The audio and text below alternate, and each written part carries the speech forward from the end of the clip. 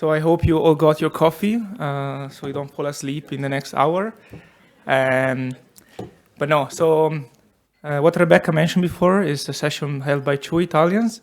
She forgot to mention that two young and handsome Italian, of course. So I'll be introducing the session. Today I'll tell you three things. First, I'll introduce you to the European Youth Energy Network. Second, I'll try to give you two key messages, maybe that you were not aware of. And then I'm telling you what youth has to do with energy communities. So a bit about myself. I'm Federico Barbieri. I'm the president of the European Youth Energy Network. And the European Youth Energy Network is the federation of energy-focused youth organizations in Europe. So our members are young professionals, organizations, students that are non-profit organizations, youth-led, and with a focus on energy. We have some of our members on the map. We just started 6 months ago, so we are a very young organization. Just some numbers. We represent 11 member organizations, 500 active volunteers in 9 countries, and we engage with more than 2,000 people. We are very ambitious. We want to achieve 100 member organizations, 5,000 volunteers in all 46 countries, so not just European Union, but Europe, and also engage with more than 1 million people, not just young people, but everyone, regardless of your age.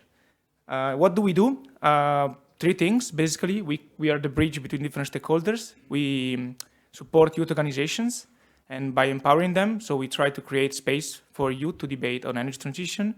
We coordinate their activities and efforts because there are a lot of local activities that are doing amazing jobs on a local level to push and disseminate and engage citizens, but they don't know each other, and connect them with the stakeholders both on local and national and European level. Governments and public institutions, we advocate and we advise them on youth and energy projects, policies, and strategies, and we offer them as streamlined bilateral channels because, we know governments are not great in communicating with young people, so through us is simple and for them. And with public agencies and companies, we of course we have a portfolio of projects. One of them is the European Youth Energy Forum, which is an event of 3 days in Lisbon. We invited 45 young people. We cover the cost for them, and we prepare a position paper on youth and energy policies. So what do we mean about youth? So in our definition is between 18 and 35. So don't worry if you're 36, you're still youth from my point of view. This is just legal definition, okay? So young people can be divided into different age groups, like students, early professionals, and youth nostalgic. After 30, you realize you're not youth anymore, but depending on. So I'm an engineer, and I like charts. So charts are much better to convey a message. So on the left, I put energy and motivation, individual level, and on the right, knowledge and expertise. So this is very simplified, but you know that as a young person, you have a lot of motivation, you want to do everything, but it's difficult for us to channel our energy and our motivation. And the older you get, of course, the more knowledgeable you become. Yeah? This is natural, and the more you study. Of course, there might be some outliers here, so some young people that are very experienced on a specific topic, and some old people like my uncle that are super energetic. They still do the stairs 2 by 2, so they skip the stairs. So this is really just to give you an idea. So the challenge here is how do we convey the energy of young people, and do we enable them to support older people, and how do we convey the knowledge from older people to support the projects and ideas of younger people. In terms of youth representation, just some data. So 1 out of 5 Europeans are between 18 and 35, and only 1 out of 15 people between 18 and 35 are represented in the European Parliament. So it doesn't mean that we need to have MAPs of 18 years old, but again, here we have lack of representation, and when you have a lack of representation, you also have less inclusive policies. So I'm not saying having 18 to 20, like people still have school, but having more people between 30 and 35 in the European Parliament, of course, will be beneficial. And just yesterday, I think the Council of the European Union approved a directive to to encourage member states to have at least 40% of women in corporate boards. So at the moment, I think it's 33%. And so now, I mean, of course, lack of representation goes for anyone, for youth people, for women, for marginalized groups, poor people. So it's not just about youth. In general, it's good that we promote representation and inclusion of marginalized groups. So youth and energy communities. So I'm not asking you to read all of this. This is just a summary. I can share with you the presentation. It was a session we had in the European Sustainable Energy Week, and we basically made a survey. We asked our members, and we basically summarized, let's say, 3 key areas on like the potential of youth, on community spirit, hungry for knowledge, agents of change. What are the barriers to, let's say, put into practice this potential, and how we also made a recommendation on how to support young people. I summarized the most important ones, I think. So the first one is about fostering educational collaboration, project, internship, thesis between institutions and energy communities. So giving the opportunities for young people to actually, okay, you have an energy community developing in your area, in your commune. So it's really important that we connect them, because they develop then attachment to the community. They're more motivated, and they also, you're talking about retention of talents and also creation of jobs on a local level. Second is about provide cooperation opportunities with communities from an early age. So it's never too early to engage people in energy communities. And the third one is overcome outside ownership barriers to allow young people to have full range of impact. Of course, we have different type of young people, the one that are interested and want to disseminate energy transition, the activists, but also people that actually want to own assets. And of course, there are many barriers here, starting from financial barriers, regulatory barriers, trust barriers, so on and so on. Yeah, so just some concrete examples. So to conclude my presentation, so for example, in our case, what we will do, we will create working groups on youth energy communities, so to tackle the aspects of youth and energy policies, not just, okay, how can youth contribute, how can we improve the policies on energy communities to integrate more young people, starting on a European level, but then also on a national level. Second is, how do we integrate young people, no spoiler, how do we integrate young people in Horizon projects? And we saw some examples there, but it would be great to have a database, and so anyone that is willing to integrate young people can choose from the best practices. And last but not the least, ENCO, which I'm not going to talk about because Duccio is here to present with amazing initiative. So that's all from my side. Happy to take questions after. Been doing a coffee break, and I leave it to Duccio. Thank you.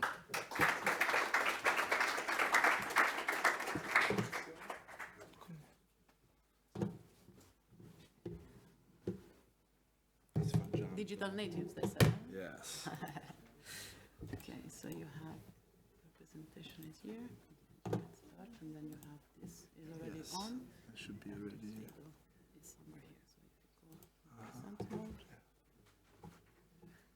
To full screen. Perché tu ce l'hai messo. Technical things.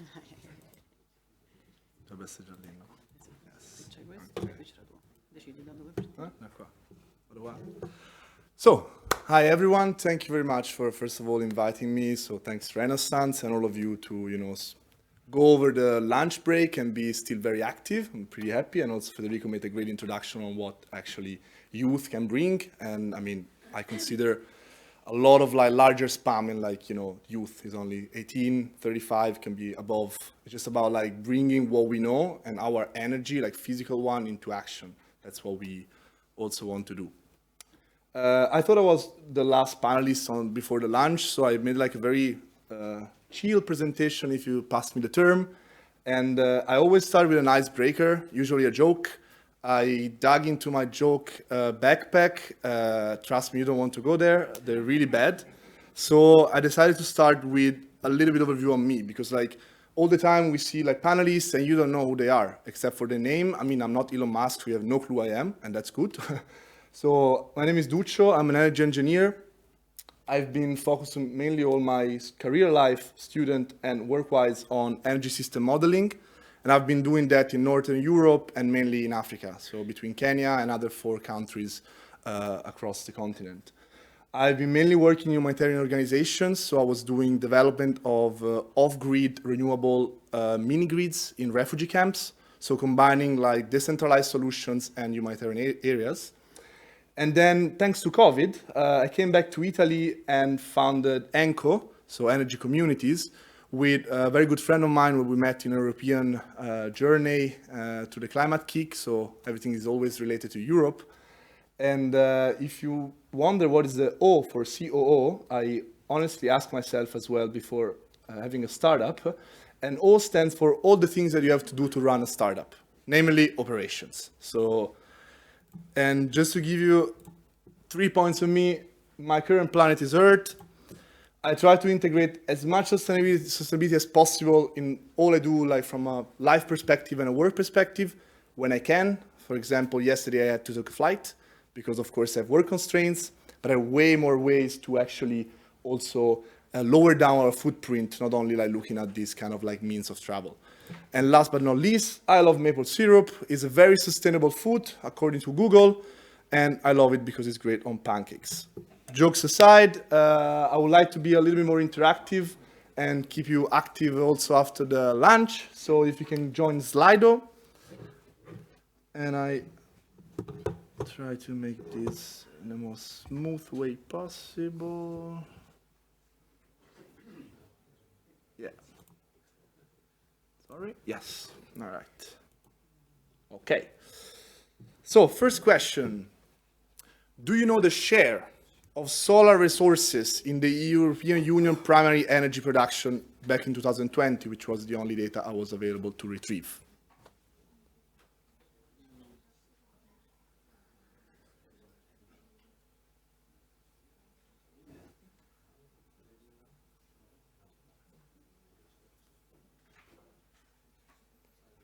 There's a challenge up there.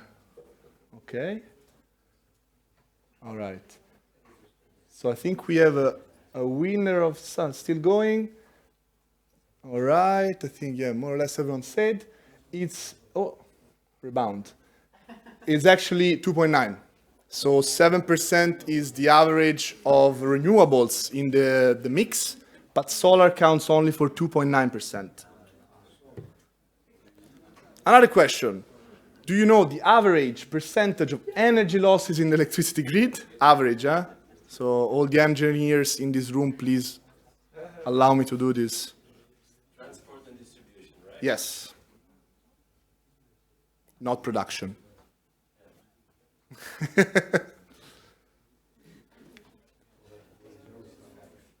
Again, we have a one-to-one challenge.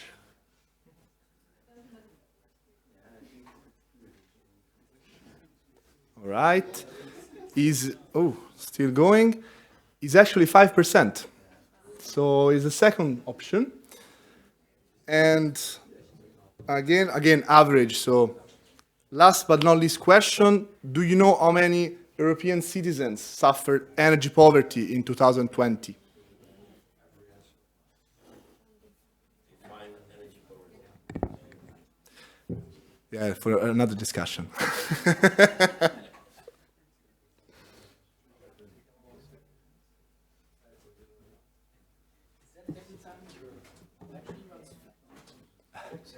All right, I think everyone voted. And again, for the third time, it's the second option, 35 million. So we got like a really... But why I ask you these 3 questions? Oops, because, sorry for my, yes. So yeah, again, 2.9, 5%, 35 million. The reason why I ask you this is because what we're talking here today, renewable energy communities, is a solution that's trying to tackle all of these 3 aspects. The first one is to faster deploy renewable energy in the mix of the European Union and hit the targets, of course, and also introduce for the first time a sharing economy concept into our energy sector in order to diminish the grid losses and, of course, tackle energy poverty by producing and consuming renewable energy locally. to give like an overview of what's happening in the European Union, I mean, we already talked about this morning through many panelists, but mainly several countries are applying and implementing the directive from 2018, and Italy, also because it's our country of operations at the moment, is really at the forefront since they adopted the law in 2020, and now they make another one which soon to be officialized and finalized, which we hope to be pretty soon. It will come. And of course, the interesting part of Italy is that we have a 20 years fixed subsidy for the energy shared in a renewable energy community. Third but not least, the increase in research for the term energy community in Italy has dramatically increased, meaning that like people, companies, SMEs are really into this topic, and something that we really have to look at because it's going to be the next wave. But we didn't talk about this morning, but how does a renewable energy community works? So we mainly have two sides. I'm going to be very fast. A producer, so whoever has electricity sources and injects into the grid, and a consumer, so whoever consumes from the grid. So all of us at this moment we're consuming, and if I will have like some solar PV on my rooftop, I will be a producer. We have the grid, which stands there luckily. And then of course, in the moment the producer injects the excess energy produced from their solar PV into the grid, and there's a consumer that actually consumes that energy, which is not, of course, that specific energy, but energy from the mix. So this creates a virtual energy sharing that in Italy generates a subsidy that is then split again between the producer and the consumer. This without no need of new infrastructure, since we're using the current grid, which is also a very important point. We don't need to build more. We have to build better, but use what we have. And of course, there is no need to change the electricity provider, which under a market perspective is fundamental. Otherwise, due to the monopolies in most of the European markets, otherwise it will be very difficult to implement at the moment. So what are the gains? The producer can, thanks to some of our calculations on the data we have, increase up to 50% in revenues for the excess power sold. And the consumer can reach up to 30% savings on the annual electricity bills. So doing this, we kind of like maintain demand and supply locally, so diminishing the losses in the grid. We can tackle actually energy poverty by giving a chance for the first time to share an incentive not only to the producer, but also to the consumer, always being left behind in these terms, and deploy more renewables. So a system that can allow you to consume energy 100% renewable locally, make money in the meaning that you, of course, gain more and save money from your bills. So I would say a great solution. But my question now, again with your Slido, will be, given that and the advancement of the Italian regulations. Of course. Rebecca? It happened. Sorry, but I can do the questions. In the meantime, you can register. If you go at slido.com and you put the number, which is, this one. Is okay? It goes? All right. Cool. Okay, if you register quickly. I'm going to ask you, counting all of the information I gave you and taking a country which is like really into the topic, has the right regulations, or at least almost there with the regulations that really matters. The question that I ask you is, how many of these communities are actually active in Italy? Not in phase of implementation, but actually active by today.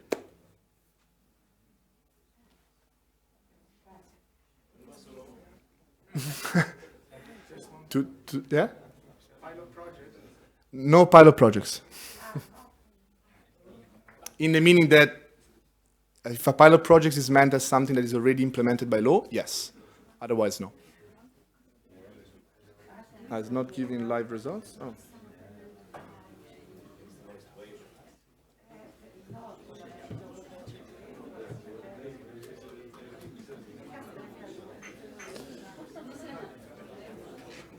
All right. So I guess we have quite an Italian audience. because they got it pretty right. So at the moment, we have 32 officially constituted energy communities in Italy, with more than like 100 projects undergoing. But this is to tell you that there are some problems in developing these kind of solutions. So my next question will be for you, if yes. So which are the main problems that you see that could block this creation of the energy communities, according to you? Again, thanks for the Italian part, which is really like pushing our results.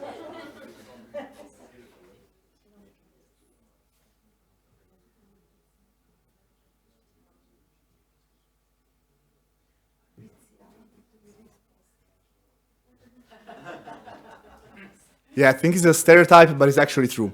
So bureaucracy and long processes are really slowing down the development of these solutions. Is this one? Yes. And yeah, you guessed it.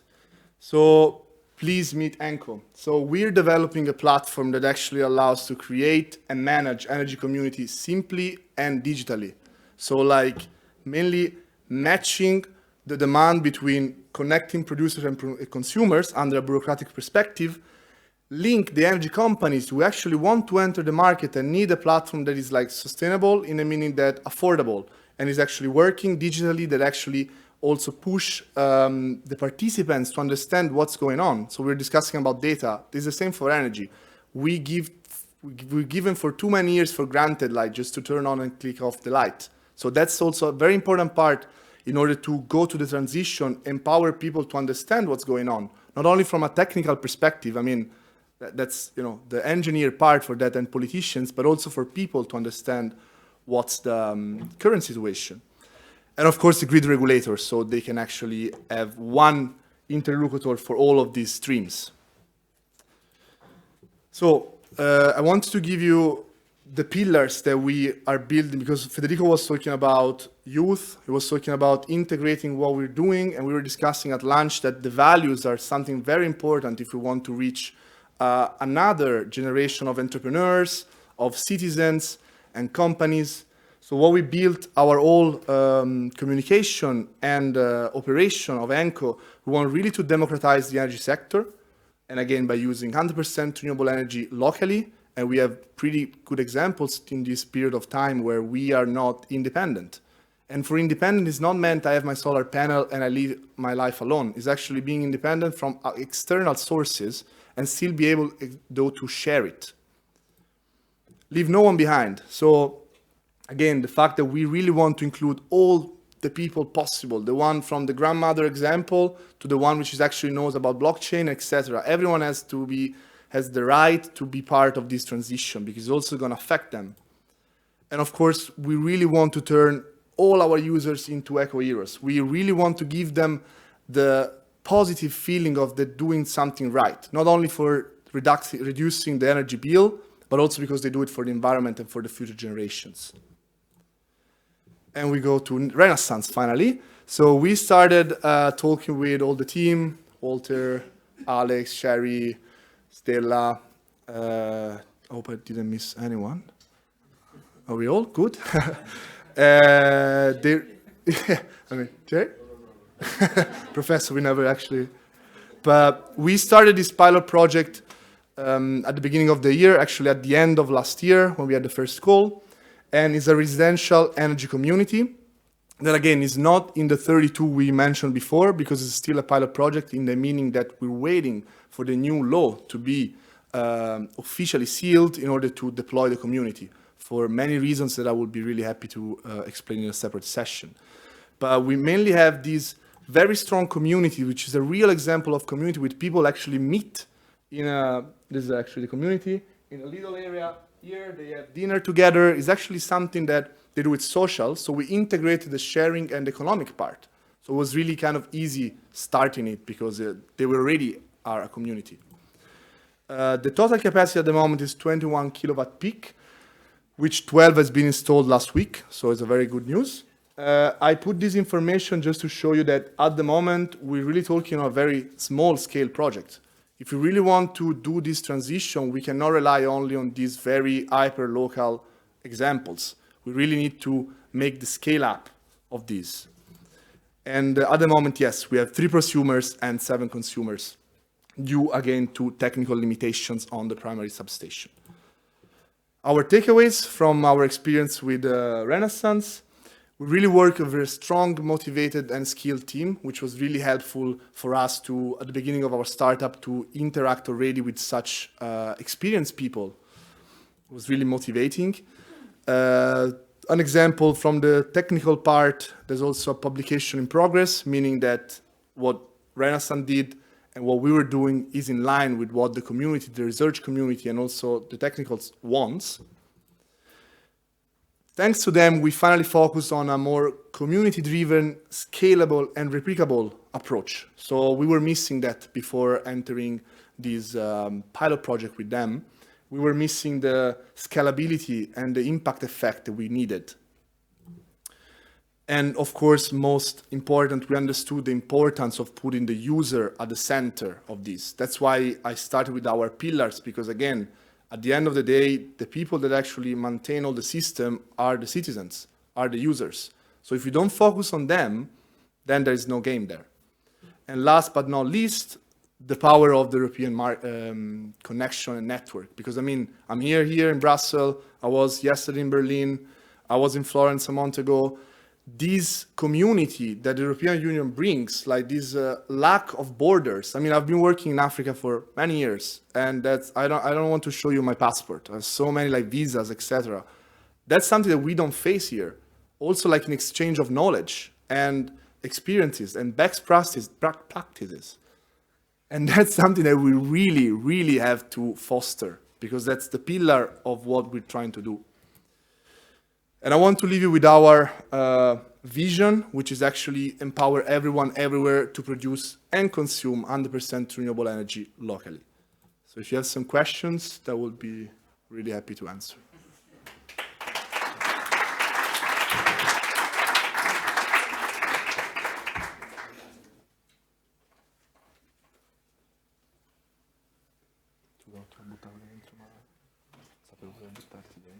Maybe just a clarification. So this is not my job. This is something that also we do on a volunteering basis, of course.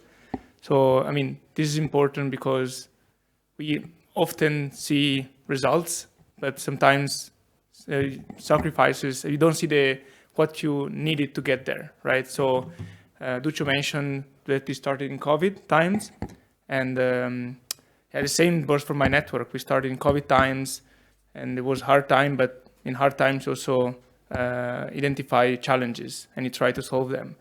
So I think what Duccio is doing is amazing, honestly. I also met other Italians that in the south are trying to promote energy communities, and south of Italy has a lot of solar resources, but what they miss again is bureaucracy, knowledge, and everything. So just wanted to share this, and I'm very happy when I see on stage people, young people, but not just young, people with energy. And honestly, I could see that Duccio is overwhelming with energy. So yeah, just close parentheses, now questions. Yeah. 1, 2. A question for Duccio. You have so much energy. I wonder how old you are? You don't have to say that. I'm not going to say no. I'm 28. Well, GDPR is... Okay, thank you. Your platform that you were talking about, will that allow private citizens to find a community? And will that be limited to certain areas? Is there a distance limit? That's a very great question, Walt, because like that's the point of what we're trying to build. So imagine that we really had a new market, 32 communities, mainly of like constituted of 4 or 5 elements. It's like, excuse me if I say it's nothing. So our goal is actually to create a community where you can log in, register your location, and select the community that fits you best. So for example, if my KPI is to have like more savings on my electricity bill, I should go in that direction. If I want a community which reinvests part of the subsidy in communal projects, I should go there. So what we're building here is like mainly imagine as like a huge database of not only like the platform that gives you the possibility to create the community, so we take care of all the bureaucracy automatically, so with like our algorithms, but at the same time, it gives you the power to say, okay, I fit better here. So we really give the chance to the person who actually just download the app. It should be easy as Uber, you know, like I need to go there, I need someone to bring me there.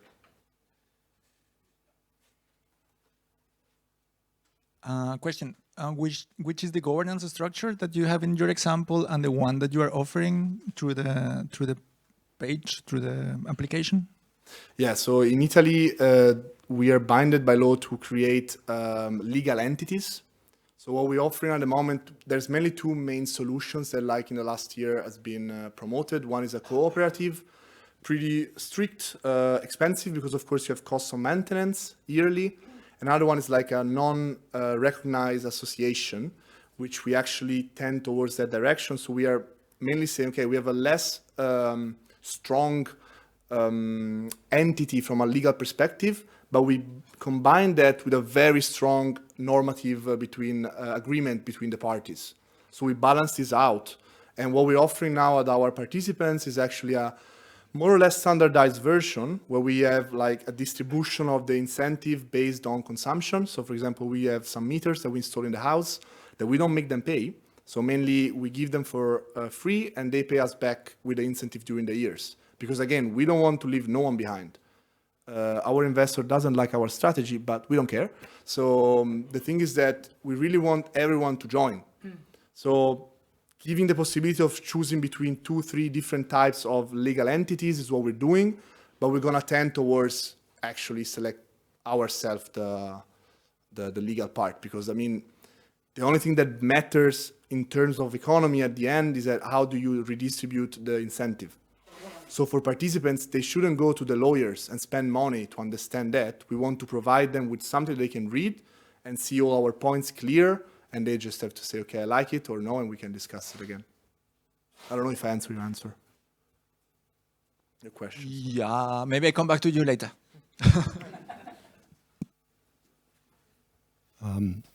You mentioned that bureaucracy was the main obstacle for energy communities in Italy, and Slido agreed with you. Can you give an example of the type of problems that you encountered, maybe in this pilot study, pilot site? And also, I don't know if you heard the presentation by the official from DG Energy. Did he give you any reassurance that the process will eventually be streamlined? Great first question, tricky the second one. And now, jokes aside, starting from why bureaucracy. All this project and the house you saw is actually my child house. So I came back due to COVID. I was with a friend, he used to work at IRENA. At the time I was working at the European Commission. And we said, cool, you know, we are energy engineers. There is this new model that actually can allow me to share energy. We're really hyped. So we went down on the website, we tracked down all the things we had to do, and it was really difficult. Like for us, we were engineers and we were trying to get rid of all the papers that we have to sign, all the documents that we have to send. It's a very long process that the normal citizens cannot do. Technicians can do, it will require time and money. So that's the bureaucratic problem. Like it's time to create and conclude a project. And the second one is not accessible to everyone. Because of course you need a professional to do so, but professional cost. And if your gain as a consumer is 50, 100 euros per year, you don't do it. So that's what we found, like a cliff between a nice solution and a way to reach the solution. So that's, I hope I answer your first question. The second one, I'm already glad the European Union thought 4 years ago about these kind of solutions. So I was already happy with the speech of Achille. Of course, like he pointed out a slide which was really interesting. 10,000, they want to have one community on all the municipality with above 10,000 people. I think that's a wrong figure, in a meaning that it doesn't represent the goal. Because like if you count for multiple communities, you're actually avoiding the fact that in certain areas, you don't need like 1,000 communities, maybe you need 5. So I think like it's more about how many communities, how many users per community I can actually generate. That I think is more, I would suggest to go in that direction, because you give you also like more clear data on what's the goal. Like a KPI that you can actually point at. Because especially in Italy, we're waiting for the National Resilience Plan to deploy some incentive for municipalities below 5,000 people. But again, like you're cutting out all the one above 5,000. So it's a little bit, and again, like that money, it's not given for grant. It's actually a loan, 0 cost, fair enough. So I think there's like this double velocity in speed, which has to be narrowed down and to be focused on a more comprehensive approach. I think there was a question over there in the corner, right? Yes, hi. I do have a question because I do not understand the concept technically why. So you said if I want to join a community, this community could be anywhere. I mean, is there a possibility that the energy community is actually in Venice and I'm in Rome, to bring Italy as an example? Because what about the distance and what about these barriers technical wise? And the second question is, who plays the role of the, let's say, governance body? Who takes care of this stuff in your concept of energy communities? Great questions. The reason, I don't know if I remember the last slide when I said that we had current technical limitations is what you refer in the first question. Italian legislation set at the moment that a community can develop under a secondary substation. To give an example, our pilot project with Renaissance, we had 30 to 35 families interested in 500, 600 meters road. We had 3 different substations, secondary, meaning that we had to do 3 different energy communities, meaning that we had to do 3 different legal part, 3 different contracts, you know, multiplying the cost for the users. So what we decided is, okay, let's narrow it down to 1 while we wait for the new law, which actually enlarged this to a primary substation. So to give you like an overview, in 500 meters road, secondary substation 3. In Florence, so my hometown, we have 4 primary substations for the all citizens. So we're talking about a communities of like X thousand people, hypothetically. So that's the first limitation. You saw our vision, like, of course, our vision is not to put everyone under one community, because then you lose the fact that you balance out demand and supply in the grid. That doesn't make any sense. But we want to give the possibility of actually doing a lot of communities, so you will not have the problem of say, okay, I'm in Venice and there's no one around me to join. That's the goal. Second-wise, we take care of the bureaucracy. That's why like the governmental body is actually regulated by law. So we have a contract that all the parts signs, we as well, and we present them to the users and to participants, and they actually say, okay, I like this distribution, I don't like it, and we can rediscuss. But the thing is that the governmental part is already regulated by law. And we only the ones that actually provide to you at 0 cost. If I may, it's open. Another question. Do you also set the barriers that each energy community will have? I mean, the underlying grid has some barriers. How many renewable energy sources can handle, you know, due to the energy imbalance issues? Do you handle this as well? Not at the moment. I mean, we just started, but that's a great point. Is actually a next step. We are working separately on another device. We can actually control remotely the injection of renewables into the grid. But again, that's hardware. Hardware is very expensive and again, not affordable to everyone. We go back to the first concept, right? So yes, we will need those kind of solutions, but as every transition has different phases, we're in the phases that we actually embark people into this journey, and then slowly, we're gonna integrate those kind of solutions for budget reasons. And of course, like at the moment, we have an algorithm that actually balance out these injections and consumption. And we're working with the DSO on this. But again, that's another one big, how to say, cliff that we have. Because of course, data, and we go back to the workshop before, it's really tricky to obtain. Even though this kind of data will be really helpful, because we're gonna have like curve loads for every single consumer and producer, meaning that we can actually have not 100% reliable, but very reliable forecast of what will be the consumption the day after that. And those kind of information are already important to balance out the grid. But yes, it's the next step.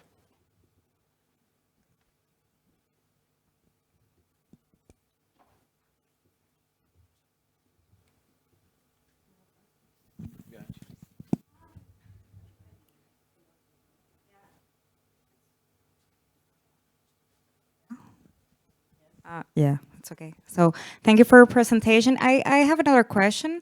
I work for a DSO, and for example, you said, this is really nice what you say at the end, that, okay, tell everyone to go and use renewable energy anywhere. It's not that I don't agree, but it's not necessarily feasible everywhere. So sometimes when there is no sun, there is no wind, we need to pilot some assets that are more expensive in order to consume this renewable energy. So my question regarding what you propose is that in your discussions, for example, with the Italian DSO, how do you perceive, or what is your opinion about the costs of maintaining the grid? Because as you said, you have renewable energies in the energy community. Sometimes you have a lot because you had a lot of sun, but you don't need to use it and you need to feed in that in the grid. Sometimes the grid, it's super expensive to expand, and the maintenance behind that also. So these costs, sometimes if you go to the energy communities, you say, okay, you're paying maybe less expensive your energy, but behind that there is a structure that is paying for the maintenance of this grid. If sometimes your wind turbine or your solar panels are not working, this needs to exist in parallel. So these costs, I don't know how are they the approach on this? How is your thinking in your project? How is that taken into account?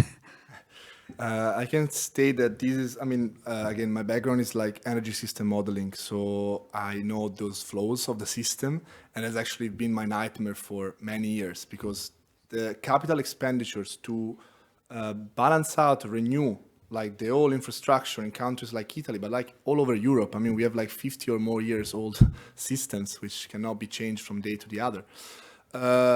This solution doesn't want, first of all, it's like on a very long trajectory, so we align with the European goals. So we're not saying tomorrow is going to change everything. We just say, okay, that's a start. Because I mean, the thing is that if we still believe that we can survive with a system like it is, we're wrong. So I agree with you. There's a huge expenditures to make to balance out the system, to compensate and find a way to actually, okay, I don't have sun, I don't have wind, what do I do? But that's the goal to 2050. So what we do in the discussions with the DSO, of course, that there's a lot of budget to invest that is not here yet, and it's not going to be here in the coming 5 to 10 years. We know that. It's clear that we're talking about, I don't even know the figure. It's with this, what we're doing is actually an onboarding process. We're actually pushing people to understand what's happening. Because if in 10 years they would say, hey, we cannot, do the transition as we wanted because we don't have budget, or because you don't know how to consume. Because I was discussing with Federico at lunch, he's also a huge expert in energy markets. He didn't say that, but he's not only an engineer, he's a huge expert. So what we were saying is that I have a problem. So my grid doesn't allow me to do this. But for do this, I mean to do the transition towards a more sustainable system. So I have this huge, huge problem here. So what do I have? I have supply, but what about demand? So this is about demand. What we're trying to do is actually interact directly with the participant to say, okay, look, there are renewables now in your area, use it. And that should be the goal of the future. We cannot pretend to remain with these kind of comforts and these kind of consumptions if we want to change. So with the DSO, I'm talking with, honestly, what is not doing him, very old people. They're really looking forward to go retirement, with no offense, but that's the truth. We're really missing lacking a plan on a longer terms. Because of course, if you only see the initial problems, that's clear. We have billions on billions on billions of investment, and who's gonna pay for them, right? So these, don't see it as the solution to every evil, but it's the first brick and the first seed in people's head. Because again, you want to have a transition, you want to have a sustainable revolution, you need people on board. So that's what we're doing. I don't know if I answered your question, but I agree with you on the problem. That's at the moment impossible to even think about it. But what we're doing here with these, and what I think also Achille mentioned today, like it's really like a switching gears in people, because then it's up to us to lower down our demand and consume better. And that means for private citizens, but also for factories, SMEs, industries like restoration. I mean, yeah. Yeah, thank you. Yes, you answered my question. Yeah, and another question. In your questionnaire, there was this problem of the community platform, and you have probably solved that problem because it was not the highest one in the answers. But can you tell us a little bit more about that? How you've solved the community platform? What kind of functionalities and what kind of interaction between the participants? Thank you for the question, because we've been working on that very tirelessly. So I'm happy to share what we learned.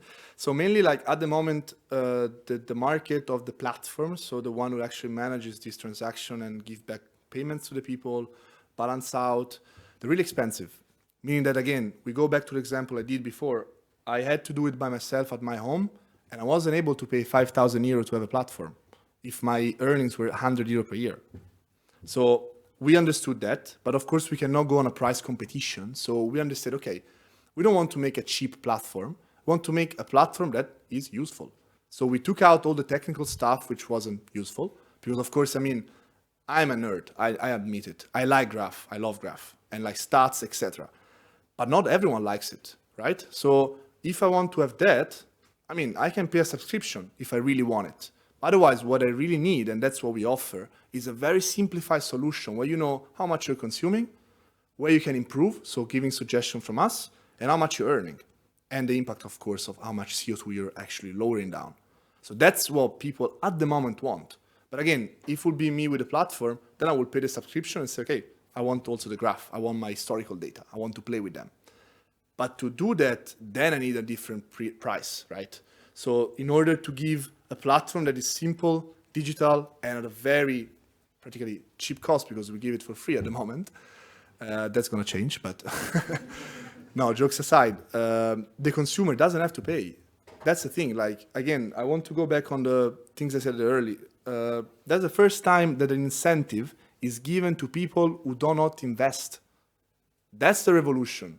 Like the first time in 20 years of solar PV funding that also me, that I don't have the money to invest, or I don't have the space, because maybe I'm living in an apartment building. I cannot do it. I can actually benefit and consume 100% renewable energy locally. So to do that, I cannot pay a platform. That's the thing. So we lower down that. And yes, but of course, many features are addable. Thank you. You're welcome.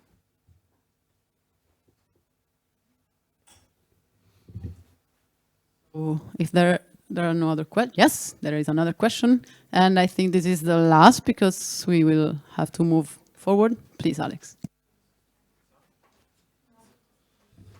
It's working? Okay. You're sticking just to Italy, or you plan to go beyond Italy also? Because, of course, what you just say, it works with these subsidies, which, as far as I know, like Italy is the only one at the moment giving like this much money, specifically to people, like you said, just to just consume shared energy. So is there any planning to go further? I know you're at the beginning, so I'm not want to you think too much further ahead, but like most of the system you're building up is for Italy, right? Yeah, Alex, actually you got like a very important point that we've developed. I mean, again, we're a startup, so our business model and everything changed mainly every day. No, but jokes aside, the goal is Europe. Like what we state all the time is Europe, and we're trying to build a model which goes beyond the subsidy, because we don't see the subsidy to be there forever. I mean, it's 20-year granted, but maybe in 5 years they will take it out. So, and it's also fair. I mean, a subsidy, the means why you do a subsidy is to incentivize people to do something until the market is ready to do so. So actually, I really enjoyed the blockchain presentation today and all the discussion we had, because what we're going to in the coming years is a peer-to-peer system. So our platform will modify it from user base that actually now benefits from the subsidy to a more peer-to-peer oriented market. And that's why we're going to go to Europe with this kind of approach. But that's going to come at the moment in 2026.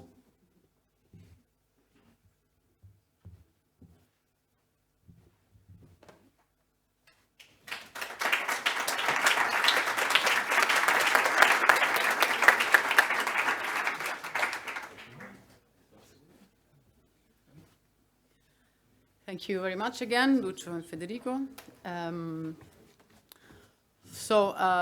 This moment we are running into the last session of the event, which is the board game session. I will leave the floor to my colleague Nicholas to explain you how the board game actually works.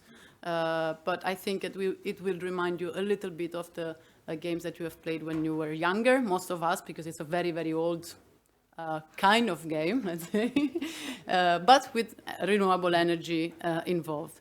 Before I leave the floor to Nicholas, I also want to tell you that we will move in the room where we had lunch to have this board game session. We will put you in teams, 5 teams of 7 people, around 7 people each, and you will play together. You will have to take decisions together. Before going there, we will have to take a group picture outside, because I know that some of you are leaving early, and I would like to have a group picture with all of you. So I leave the floor to Nicholas, and then we will guide you through the session. Please. Thank you.